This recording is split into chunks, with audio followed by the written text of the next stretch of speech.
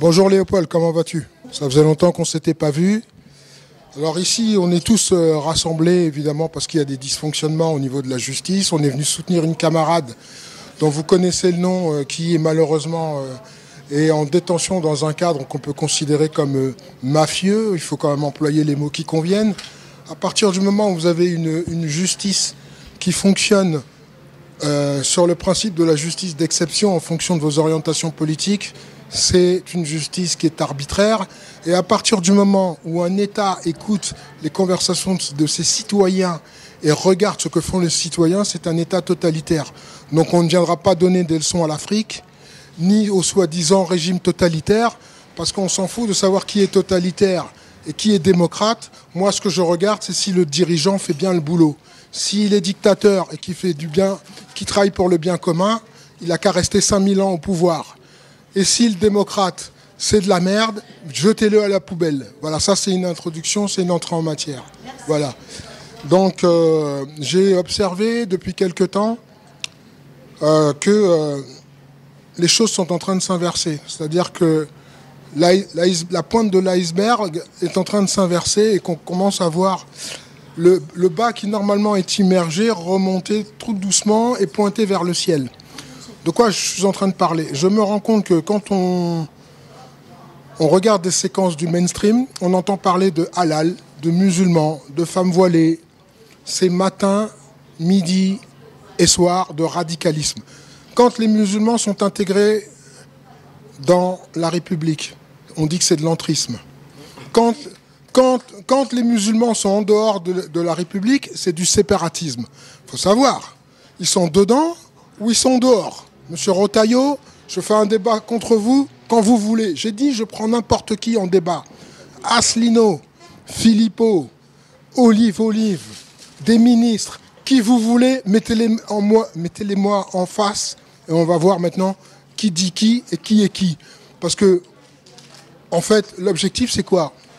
C'est de ne pas faire d'accommodement raisonnable avec le mensonge. Et je remarque une chose, c'est qu'en fonction des chapelles des uns et des autres, et des sensibilités, gauche, droite, pas droite, on oublie l'essentiel du combat. L'essentiel du combat, c'est de rétablir la justice. Je rappelle quand même que le roi, il était étroitement associé à la justice. Mais le seul problème du roi, c'est comme il représentait la souveraineté, les puissances d'argent ne pouvaient pas faire ce qu'elles voulaient puisqu'elles étaient subordonnées au pouvoir du roi, au pouvoir souverain, autrement dit celui du peuple.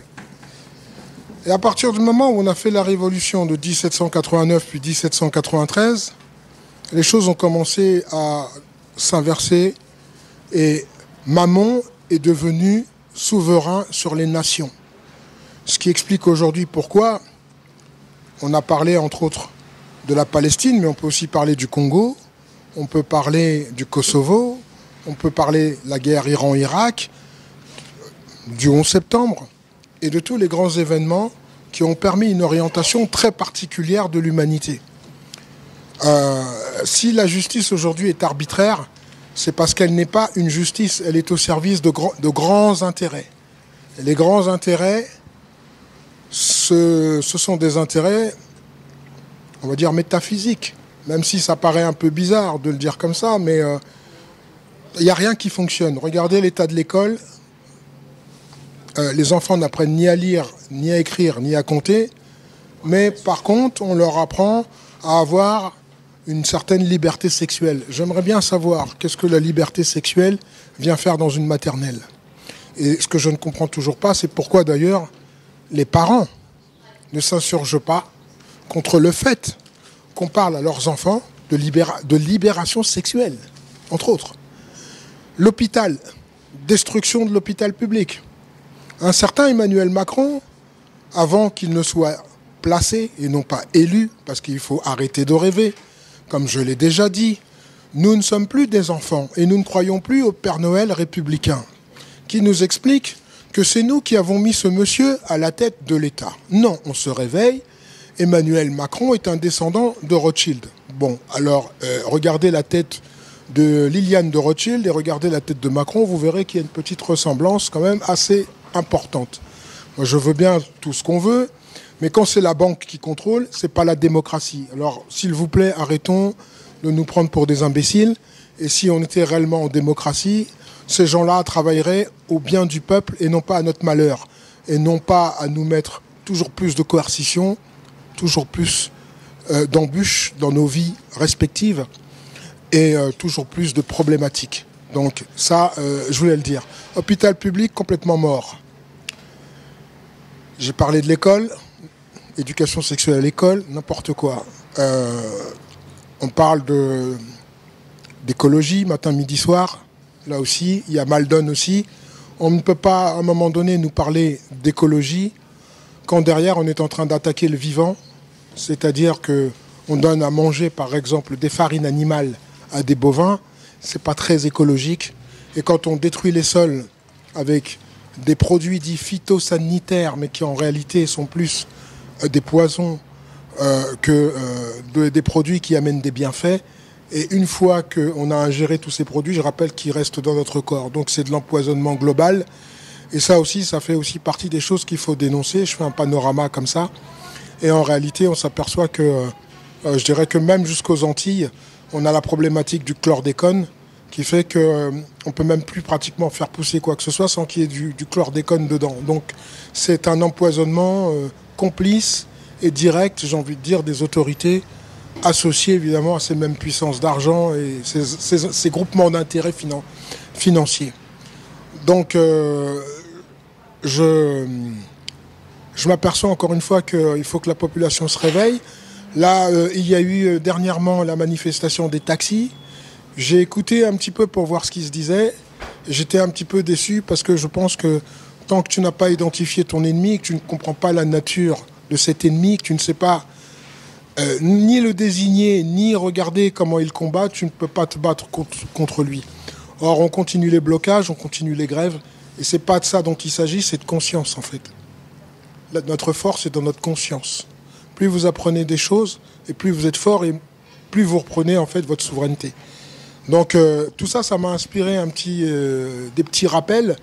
À l'époque, je lisais Le choc des civilisations de Samuel Huntington.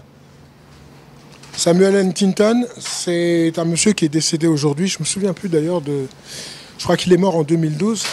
Mais dans Le choc des civilisations, il nous expliquait déjà que en fait, l'objectif, c'était quand même d'amener les musulmans en fait, à se confronter aux non-musulmans. Et comme il appartient à la commission trilatérale, on est typiquement, si vous voulez, dans une dynamique où, en fin de compte, l'objectif recherché, c'est la guerre civile. Lorsque vous ouvrez la télévision, on vous explique que demain, si LFI est au pouvoir, ça sera la charia qui va commander. Je me demande qui peut croire à de telles balivernes. C'est dramatique, mais il y a des gens qui, effectivement, regardent la télé et pensent que c'est parfaitement possible. C'est dire la force de persuasion d'un côté et le niveau d'abrutissement de l'autre côté. Donc éteignez vos télés surtout et pensez à rallumer le cerveau quand même. Si vous ne l'avez pas rallumé, réinitialisez-le et installez les mises à jour très rapidement. Et ça peut être une bonne mise à jour, hein, le choc des civilisations de Samuel Huntington, pour vous expliquer combien que tout ce qui nous arrive aujourd'hui a déjà été écrit hein, dans certains ouvrages. Je pense souvent à Serge Monast, à Claire Sévrac, au père Régimbald, Jean-Paul Régimbald. Je pense à Christophe Chalençon, je pense à Corinne Gouget aussi, et bien d'autres encore, hein, je ne sais pas tous les noms, et Feu, le général de Laward, qui nous a quittés, et qui, bizarrement, me semblait être quelqu'un en très bonne forme, mais bizarrement, on nous explique qu'il aurait eu un décès prématuré. Bon, je crois que lorsque vous essayez de dire des choses intelligentes et qui sont de nature en fait à rassembler le peuple ou à faire comprendre des choses au peuple, bizarrement, votre longévité s'écourte très rapidement. J'ai remarqué ça. Par contre, quand vous êtes dans l'autre camp, vous pouvez vivre centenaire, il n'y a aucun problème. On se rappelle de Henry Kissinger qui avait 100 ans, monsieur David Rockefeller 106 ans, et bien d'autres encore. Donc, si vous êtes du côté du mal, vous allez vivre vieux, je pense. Mais nous, on ne veut pas être immortel, donc c'est pas grave. J'ai ramené un autre livre aussi qui s'appelle Djihad versus Macworld de Benjamin Barber. Et en fin de compte, en entendant tous ces intervenants sur CNews, sur BFM TV, nous parler des musulmans, des accompagnatrices scolaires voilées, des boucheries halal. En fait, comme si le problème de la société française, c'était les musulmans et pas, par exemple, le club de Bilderberg. Que c'était, par exemple, le problème, c'était les accompagnatrices voilées et pas, par exemple, Hanouka à l'Élysée ou le dîner du CRIF.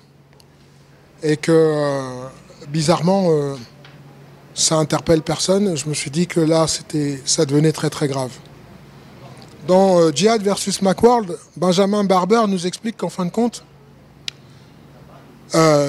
la mondialisation risque de se confronter à des intégrismes.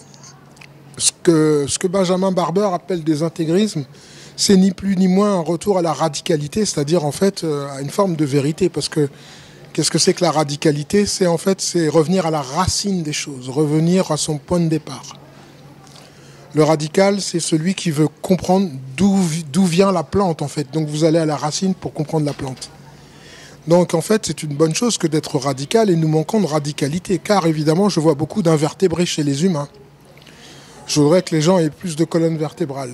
Et je finis avec... je complète pour dire que dans Djihad versus Macworld, il ne s'agit pas de désigner les musulmans, il s'agit de désigner tous les conservatismes. En fait, à partir du moment où vous reprenez possession du bon sens, je pense que, par exemple, le retour à la famille est une chose intelligente. On l'a vu avec, par exemple, l'élection du pape, où à un moment donné, on avait le cardinal Sarah qui avait un discours qui plaisait à beaucoup de monde. C'est un monsieur qui vient de Guinée, Monseigneur Sarah, un Guinéen, qui estimait qu'un couple, c'était un homme et une femme, c'est-à-dire la base, et que la famille devait être le centre de tout, et que Dieu devait, en fin de compte, aussi être un élément moteur dans la construction d'une famille et dans la cohésion, dans l'éducation des enfants. Vous pensez bien que ce discours-là, il va à l'encontre de ce que veulent des Soros, des Bill Gates et consorts. Ça va pas. Donc aujourd'hui, on a le fameux pape Léon XIV. Léon XIV qui est un pape climatiste, féministe. C'est un Américain, certes, mais c'est surtout quelqu'un qui considère que l'Église n'est pas assez moderne. Et quand on vous dit ça, pas assez moderne, on a dit la même chose pour les musulmans. Il faut vivre dans la modernité. On va faire chier des gamines de 14-15 ans parce qu'elles porteraient le voile. Combien même qu'elles ont 14-15 ans et qu'elles portent le voile ou pas, ceci ne concerne que elles et leurs parents. Ça ne concerne pas l'État. Mais aujourd'hui, l'État, la République, veut s'immiscer dans votre vie intime et veut savoir et veut épier vos moindres faits et gestes. Et l'euro numérique qui est une proposition de mise en place pour la fin de l'année fait que l'État saura de manière stricte et absolue tout ce que vous faites avec votre argent. Et si on ne se réveille pas, ça va être très très compliqué d'être gilet jaune, de se mobiliser pour des manifs, de se révolter. Parce qu'ils couperont le robinet et ils sauront très exactement ce que vous faites de votre argent, ce que vous mangez, ce que vous payez, etc. Et ça sera en plus de l'argent périssable et vous devrez le dépenser de toute façon, donc vous ne pourrez pas le cumuler. Donc il est temps maintenant de grandir, de devenir un homme et de rentrer dans la bataille. Parce que la bataille qui se lève, c'est une bataille de survie. Pour nous, pour nos enfants et pour la suite, quoi. Et puis, pour être un être humain digne, parfois, il faut se battre. Alors, pourquoi j'ai pris le petit livre de la Constitution de la République française? Je l'avais déjà pris parce que la semaine dernière, je voulais développer sur la notion de représentation et de représentativité, puisque là, je vais parler directement de Hinda, mais ce n'est pas que Hinda spécialement, qui est aujourd'hui incarcérée, puisque sa date de procès, c'est le 4. Il me semble que c'est le 4 juin. Le 4 juin, ouais. C'est le 4 juin, tu me confirmes, Taxi. Et que, comme elle ne veut pas d'avocat, on considère qu'elle n'a pas de représentant. Mais la BCIS avait bien expliqué que, un citoyen, en fait, et ça c'est dans la Déclaration universelle des droits de l'homme et du citoyen, ne peut pas se représenter par lui-même. Par exemple, quand vous êtes dans l'entreprise et que vous avez besoin de défendre vos droits, vous devez passer par un syndicat. Si vous avez une propriété et que vous voulez la vendre, vous devez passer par un notaire. Si vous avez des problèmes avec la justice, on va vous inciter à prendre un avocat. À chaque fois que vous, en tant que citoyen, j'insiste là-dessus, vous aurez besoin, en fait, d'avoir une démarche, entre guillemets, ou avec le fisc, ou avec ce que vous voulez, avec l'État, vous devrez avoir un représentant, en l'occurrence. Et c'est pour ça que les partis politiques, d'ailleurs je vais citer le livre de Simone Veil, Simone Veil avec un W, dont j'ai même oublié le nom, d'ailleurs c'est de l'inutilité des partis politiques. Enfin bon, bref, vous tapez Simone Veil avec un W-E-I-L, la philosophe, et vous aurez son livre sur les partis politiques. Voilà. Donc les partis politiques ont été créés pour nous diviser, entre autres, et la République nous divise. Voilà pourquoi aujourd'hui nous ne sommes ni droite ni gauche, mais nous sommes des gens du peuple et nous comprenons qu'une oligarchie veuille en fait nous écraser, nous diviser, dans le pire des cas, dans le moins pire des cas, nous voler, et dans le pire des cas, nous euthanasier, parce que c'est vers là-bas qu'on va. Voilà. Ça, c'est le projet final.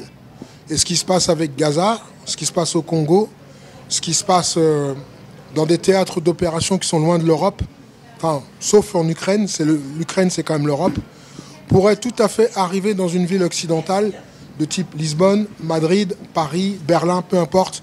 On pourrait tout à fait avoir droit à un conflit ouvert ou une guerre civile de basse ou haute intensité sur notre territoire, parce que c'est là le plan de l'oligarchie. Parce que l'oligarchie a besoin du désordre pour instaurer son ordre. S'il n'y a pas de désordre, elle n'instaurera pas son nouvel ordre. Voilà. Donc force à l'Afrique, aux Africains, à Ibrahim Traoré qui continue la bataille pour nous. Parce que ce que les gens ne comprennent pas, c'est que Ibrahim Traoré, l'actuel représentant du Burkina Faso, est en train de faire le combat que vous, les Occidentaux, vous ne voulez pas faire. C'est pour ça qu'il fait ce combat. Et force aux Burkinabés, force aux Maliens, force aux Nigériens. Et ici, en Occident, on ferait bien d'en prendre de la graine au lieu de s'en prendre aux musulmans, aux Noirs, aux Arabes et aux Basanés, qui au final, ne sont qu'une petite goutte d'eau dans la problématique qui est la nôtre et auquel nous devons faire face. Je vous rappelle que les décisions sont prises dans les conseils d'administration de McKinsey, de BlackRock, de Vanguard et de tous les cabinets conseils qui existent. Donc les centres de pouvoir sont là, ils ne sont pas à l'Élysée ni dans les ministères. Donc les agriculteurs, les taxis et autres, arrêtez d'avoir pour interlocuteurs les ministres ou le président de la République. Quand vous êtes devant un ministre ou quand vous êtes devant M. Macron, vous lui dites « appelle-moi ta direction ».